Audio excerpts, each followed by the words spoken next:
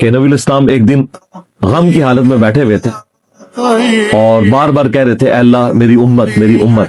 اور پھر نبی الاسلام نے سورۃ المائدہ کی وہ آیت تلاوت کی, سورہ ابراہیم کی آیت تلاوت کی, پیغمبروں کا ذکر کیا کہ حضرت عیسیٰ ابن مریم کہیں گے اے اللہ یہ تیرے بندے ہیں, چاہے انہیں بخش دے چاہے ان کی گرفت فرما. اور ابراہیم علیہ السلام نے بھی کہا کہ جو میری پیروی کرے گا وہ میرا ہے اور جو میری نافرمانی کرے گا تو اس کا معاملہ تیرے سپرد, میرا اسے کوئی لینا دینا نہیں. لیکن اے اللہ میں وہ نہیں کہوں گا جو ابراہیم نے یا عیسیٰ نے کہا, میں کہوں گا میری امت.